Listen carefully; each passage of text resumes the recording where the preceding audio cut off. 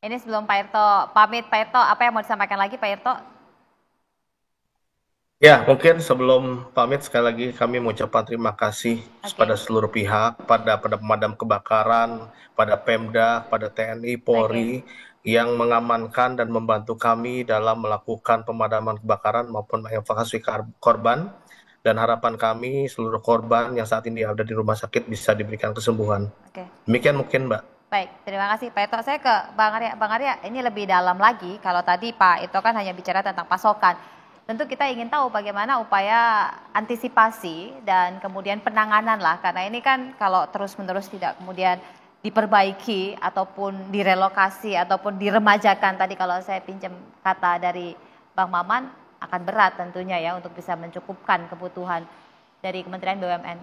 Iya, saya selalu bicara untuk masalah ini ya, Hmm, hmm, masalah. hmm. Kita dari Pak Erik itu udah jelas mengatakan yang pertama, utamakan dulu warga.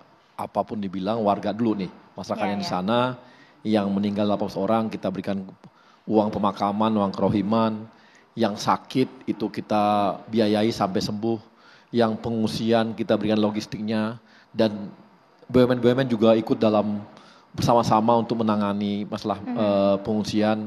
Nah, berikutnya adalah langkah kita, kan gitu. Ini yang orang tidak mendengar mungkin utuh yang diomongkan oleh Pak Erik ya.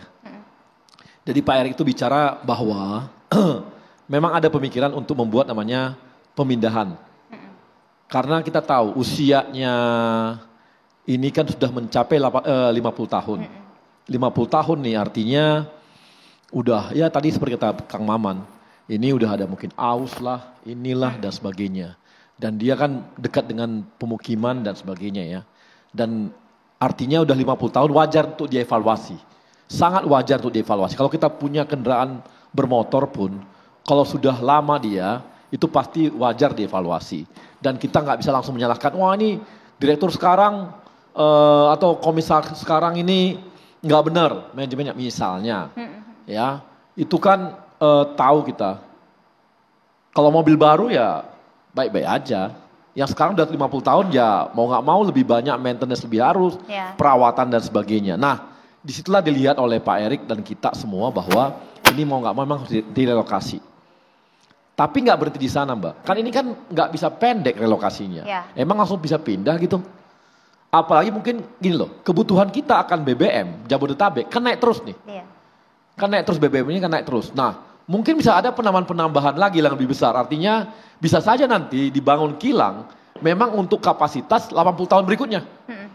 Yang artinya sampai tahun 2000 berapa nih? 2100.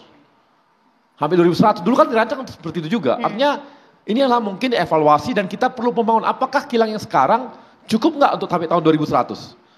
Nggak cukup loh. Artinya wajar juga untuk dievaluasi untuk bikin kilang baru. Apalagi saat ini momentumnya juga untuk melakukan evaluasi dan juga untuk perpindahan tersebut. Tapi nih gitu ya. Selama 2 tahun 3 tahun sebelum pembangunan tersebut jadi dan sebagainya, ini kan harus diselamatkan Ya. juga semua. Mau nggak mau buffer zone itu harus ada. Ya. Nah, ini yang kita usulkan kepada pemerintah daerah, tolong dong kami, karena ini kan bukan kewenangan kami untuk buffer zone ini, tolong dong sekitar 50 meter tarik ke sana. Ya, mau nggak mau, karena kita mengutamakan kepentingan rakyat, kan kita nggak mau lagi nih kejadian seperti ini. Memang kita belum tahu ini kenapa, masih diinvestigasi. Kita belum tahu kenapa diinvestigasi. Nah, rakyat itu utama. Oke, sekarang udah kayak gini. Nanti ada lagi kejadian tertentu dan sebagainya. Kita nggak tahu nih. Apalagi Ya, nanti ya. ada alam lah, ada petir dan kita nggak ngerti. Tiba-tiba nanti ada lagi kejadian. Nanti rakyat seperti ini lagi, nggak boleh gitu. Maka mau nggak mau buffer zone itu harus dibuat. Jadi ini juga kita usulkan, ini akan buffer zone ini diusulkan, paling enggak 3 tahun 4 tahun mendatang harus aman nih. Karena Ya. kita nggak mau tiap hari rakyat itu ketakutan, nyawanya bisa hilang. Seperti yang saya katakan kemarin juga bahwa negara lebih mementingkan kepentingan nyawa rakyat daripada sekedar tempat tinggal. Itu lebih utama nih, nyawa rakyat lebih utama daripada sekedar tempat tinggal. Maka mau nggak mau buffer zone ini harus dilakukan. Dan ini juga akan, kemarin Pak Erik juga katakan apa? Bahwa ini akan jadi acuan juga untuk apa namanya Kilang yang objek lain. vital lainnya. baik itu yang pupuk, baik itu seperti ini punya Pertamina, buffer zone-nya benar-benar sekarang ini betul-betul ketat kita buat, semua. Di semua daerah, itu harus dilakukan. Dan tapi juga Pak Erik kemarin juga mengatakan, bahwa 2 tahun lalu beliau sudah memberikan juga saran kepada Pertamina untuk memikirkan pelumpang ini. 2 tahun lalu loh, Pak Erik sudah katakan seperti itu.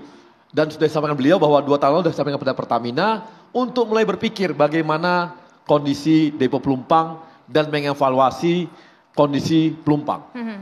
Gitu loh. Itu sudah dilakukan oleh beliau. Jadi konsekuensi-konsekuensi dari yang mereka sarankan oleh Pak Erik itu pasti ada konsekuensi-konsekuensinya bagi Pertamina. Jadi kita tetap mengatakan bahwa ini perlu kita evaluasi. Pak Erik mengatakan bahwa dipindahkan nanti ini untuk kebutuhan Jabodetabek sampai 2100 misalnya. Mau nggak mau kan kita cari lokasi yang memang bagus gitu. Jadi makanya menangani ini nggak bisa lihat cuma reaktif-reaktif kita gitu ya. Karena ini adalah suatu yang memang untuk kebutuhan jangka panjang kita semua. Gitu, Mbak. Mas Abra, ini kan tentu kita berharap penanganannya pun komprehensif seperti yang tadi juga sudah dicatat oleh DPR. Nah kalau Mas Abra sendiri melihat dari sisi ekonominya?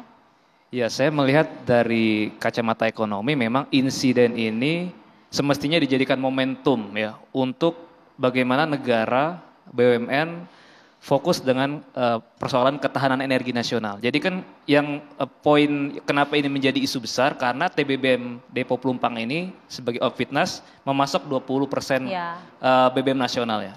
Kurang lebih kapasitas tangkinya itu 324.000 kiloliter. Konsumsi BBM nasional kita sehari ini sekitar 800.000 barel per hari. Dan kalau kita melihat misalnya tahun lalu penjualan mobil itu sudah menembus 1 juta unit lagi, sudah naik 17%.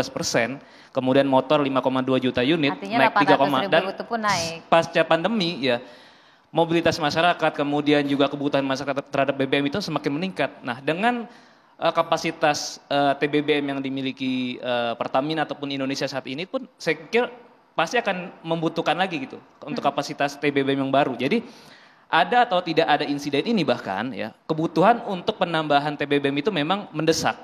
Nah tinggal yang menjadi persoalan di wilayah mana dan ya tentu masih di wilayah Jawa maupun di Jabodetabek memang konsumsi BBM nasional masih sangat tinggi. Nah dalam konteks insiden ini memang yang cukup disayangkan ya dari kacamata saya adalah ketika awal mula terjadi, memang respon dari pemerintah ini memang justru menimbulkan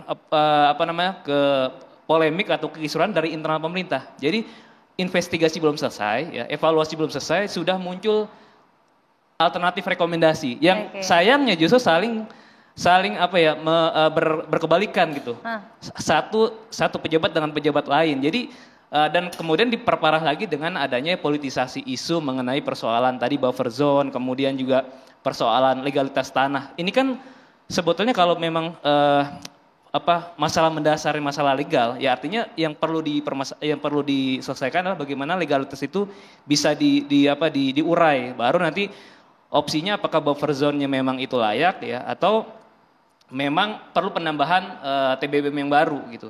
Nah ini yang menimbulkan polemik sehingga ini juga akhirnya menjadi jadi perhatian dunia gitu. Yang dari sisi ekonomi juga ini yang implikasi negatif yang juga cukup membuat citra kita sedikit terganggu itu bagaimana respon antara seluruh stakeholders di dalam negeri itu membuat kekisruhan baru gitu. Padahal di sisi lain Pertamina juga memiliki tugas dan target-target yang besar, misalnya dalam hal pengembangan kilang yang membutuhkan kerjasama internasional. Ini juga akan dilihat juga oleh investor dunia juga gitu. Ini sudahkah jadi pembahasan di BUMN termasuk juga Komisi 7 sesaat lagi? Kita lanjutkan.